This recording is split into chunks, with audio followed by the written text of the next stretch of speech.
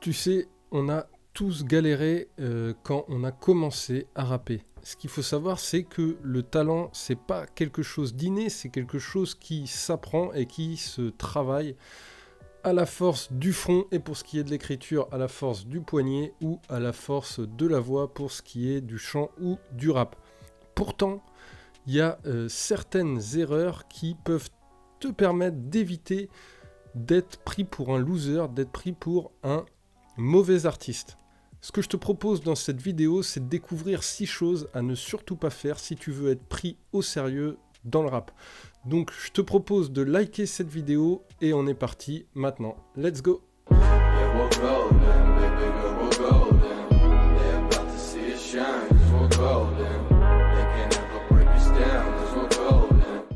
Salut, c'est Donchoteo du blog jeveurrapper.com. Donc dans cette vidéo, je vais te montrer 6 choses à ne surtout pas faire si tu veux être pris au sérieux en tant que rappeur.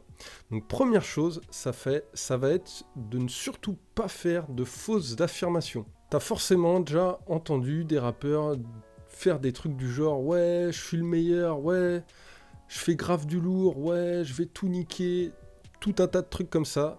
Très honnêtement, c'est des choses qui font vraiment débutant et qui limite font ringard. Ces choses-là, bizarrement, en fait, on les retrouve souvent dans les textes des débutants. Si tu écoutes les rappeurs qui ont percé, il y en a très peu qui utilisent ce genre d'affirmation. Ce que je te conseille, c'est déjà, si c'est pas le cas, si tu es pas en train de tout défoncer avec ton rap, évite de faire croire que tu es en train de tout défoncer parce que, comme je te l'ai dit, tu passes pour un ringard ou, dans le meilleur des cas, pour vraiment un débutant.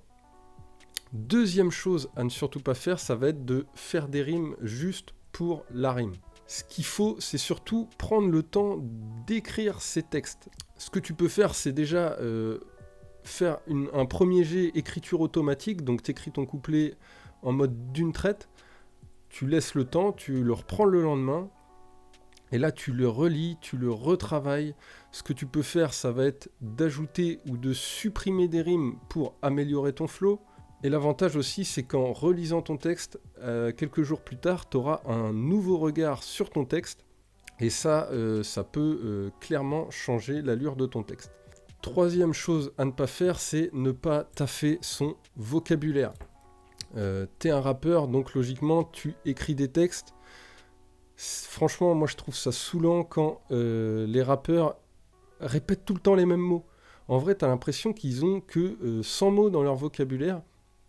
Et du coup, au fur et à mesure des chansons, c'est tout le temps les mêmes rimes, tout le temps les mêmes mots qui reviennent. Donc, un conseil, travaille ton vocabulaire. Comment on peut faire ça ? Ce que je te conseille, simplement, c'est de trouver des bouquins que tu kiffes et de les lire. Et il n'y a pas de secret.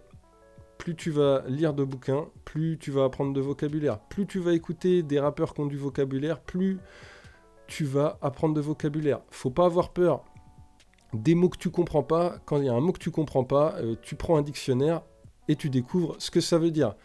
Aujourd'hui, tout le monde a des smartphones, donc on a constamment un dictionnaire dans la poche. Donc il n'y a pas d'excuse. Quatrième chose à ne pas faire, ça va être de trop parler dans les intros. Il y a toujours des rappeurs, ouais, les mecs, ils dédicacent toute leur famille dans l'intro, ouais, dédicace à Gigi, dédicace à Dédé. En vrai, on s'en bat les steaks. On s'en bat les steaks. Si tu parles pour ne rien dire, en vrai, mec, ne parle pas. Enfin, on s'en fout, quoi.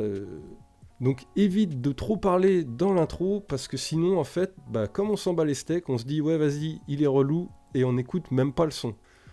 Cinquième chose à ne pas faire croire que tu viens de la rue, alors que, putain, mais personne te connaît, mec. Ça, je vais te dire tout de suite, niveau crédibilité, c'est 0. Et si t'as pas de crédibilité, encore une fois, personne va t'écouter. C'est aussi simple que ça. Donc, ça sert à rien de se vanter d'être de la rue si t'es pas de la rue. Sois fier de ce que tu es, parce que logiquement, personne n'est comme toi, donc pourquoi te donner un rôle ? Sois fier de qui tu es. Les autres, ils sont déjà pris. Toi, personne n'est comme toi, donc représente toi-même et sois toi-même et tu verras. Tu auras beaucoup plus de succès si tu restes toi-même que si tu essayes d'être quelqu'un que tu n'es pas. Sixième chose à ne pas faire, seulement écouter les nouveaux rappeurs. On dit souvent on est la moyenne des 5 personnes qu'on fréquente le plus. Donc on peut supposer que si tu fais du rap, tu vas être la moyenne des 5 rappeurs que tu écoutes le plus. Alors, si tu écoutes que des rappeurs qui viennent de sortir, eh ben, tu oublies tout un tas de rappeurs qui pourront t'apporter énormément de choses. Alors, je dis pas qu'il va falloir que tu écoutes NTM, que tu écoutes IAM, parce que ouais, dans le rap français, c'est eux les pionniers qui ont vendu les premiers, enfin, en masse des premiers albums. Ça sert à rien d'écouter juste parce qu'on te dit d'écouter. Ce qu'il faut en fait, ça va être d'analyser les sons qu'ils ont faits et de comprendre pourquoi ils en sont arrivés là où ils en sont arrivés. Pareil, va pas écouter du Tupac parce qu'on t'a dit ouais, Tupac c'est une légende, oh Biggie c'est une légende. Écoute avec une oreille attentive et analyse, et tu verras que à force d'écouter des rappeurs et tout un tas de rappeurs, plein de rappeurs différents, tu vas voir que ça va se ressentir autant dans tes textes que dans ton flow. Et ça, logiquement, si tu suis cette vidéo, c'est ce que tu cherches à faire. Donc voilà pour cette vidéo. Pour conclure, comme je te l'ai dit, sois toi-même parce que les autres sont déjà pris. Tu sais très bien, il y a certainement plein d'autres choses à éviter pour ne pas se craquer dans le rap. Peut-être que je referai une autre vidéo plus tard. Pour le moment, si tu as kiffé cette vidéo, je t'invite à t'abonner à la chaîne. Si tu as d'autres idées de choses à éviter, n'hésite pas à les partager avec moi en commentaire. Également, si tu as des questions, j'essaierai d'y répondre le plus rapidement possible. Si tu veux aller plus loin, je t'invite à t'inscrire à ma formation totalement gratuite. C'est disponible ici.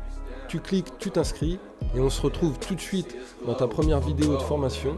Et sinon, je te dis à très vite dans une prochaine vidéo. Allez, ciao!